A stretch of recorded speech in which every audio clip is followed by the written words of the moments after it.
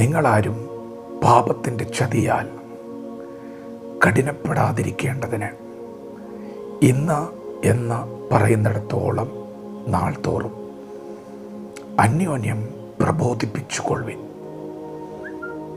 ദൈവത്തിൻ്റെ മാറ്റമില്ലാത്ത വചനം ശ്രദ്ധിക്കുന്ന പ്രിയപ്പെട്ടവരെ, ആദ്യ വിശ്വാസം അവസാനത്തോളം മുറുകെ പിടിച്ചാൽ നാം ക്രിസ്തുവിൽ പങ്കാളികളായി തീർന്നിരിക്കുന്നു. ആദ്യ വിശ്വാസം അവസാനത്തോളം മുറുകെ പിടിക്കണം. ഒരു വ്യക്തി ദൈവ പൈതലാകുന്നത് വിശ്വാസത്താലാണ്. പാപിയും ദോഷിയുമായിരുന്ന നമ്മെ ദൈവമക്കൾ എന്ന പദവിയിലേക്ക് ദൈവം ഉയർത്തുന്നത് യേശുക്രിസ്തുവിലുള്ള വിശ്വാസത്താലാണ്. അങ്ങനെയാണെങ്കിൽ എന്താണ് ചതി എന്ന് പറയുന്നത്? പാപത്തിൻ്റെ ചതി നടക്കുന്നു. നാം ഇപ്പോൾ ആയിരിക്കുന്നത്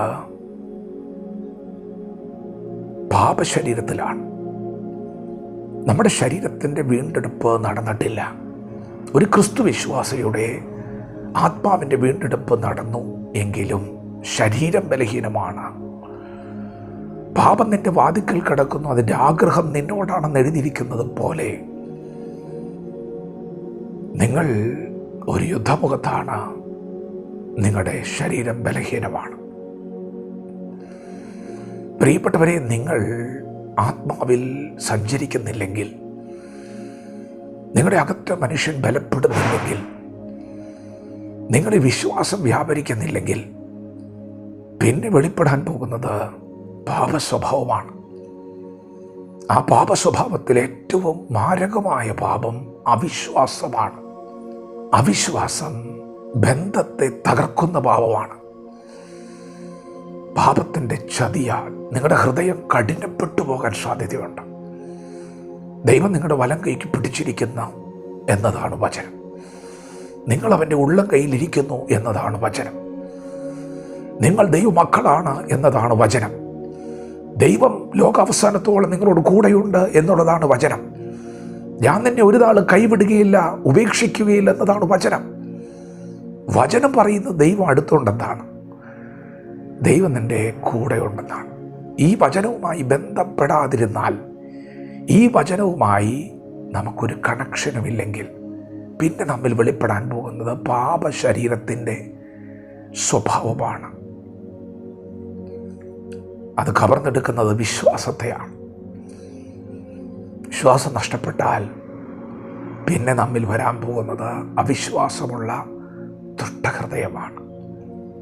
ബന്ധത്തെ വരെ തകർക്കാൻ കഴിവുള്ള ഒന്നാണ് അവിശ്വാസം. അതുകൊണ്ട് നിങ്ങൾ എന്നും വചനം ധ്യാനിക്കണം. നിങ്ങൾ എന്നും ഈ ശക്തിമാന്മാരുടെ അപ്പം ഭക്ഷിക്കണം. ഇത് കണ്ടെത്തി ഭക്ഷിക്കണം. നിങ്ങൾ എന്നും രാവിലെ കേൾക്കുന്ന വചനങ്ങൾ പ്രാർത്ഥനയോടെ കേൾക്കണം. അത് നിങ്ങൾക്ക് ലഭിച്ചു എന്ന് ഉറപ്പ് വരുത്തക്കവണ്ണം മാറി മാറി കേട്ടുകൊണ്ടിരിക്കണം. ഒരു വചനം നിങ്ങൾക്ക് ലഭിക്കുന്നത് വരെ, നിങ്ങളത് ഭക്ഷിച്ചു തൃപ്തി വന്നു എന്ന് ഉറപ്പാക്കുന്നത് വരെ നിങ്ങളത് കേൾക്കണം. നിങ്ങൾക്കുള്ള വിശ്വാസം വിലപ്പെട്ടതാണ്. വിശ്വാസത്തിൻ്റെ അന്ധമായ ആത്മരക്ഷ അത് തേജസ്കരണമാണ്. പറഞ്ഞു തീരാത്തതും മഹിമയുള്ളതുമായൊരു സന്തോഷമാണ്. അത് അവസാനത്തോളം മുറുകെ പിടിക്കുമ്പോഴാണ് ക്രിസ്തുവിൽ നമുക്കൊരു പങ്കാളിത്തം വരുന്നത്. നിത്യതയിൽ ഒരു പങ്കാളിത്തം, തേജസ്സിൽ ഒരു പങ്കാളിത്തം.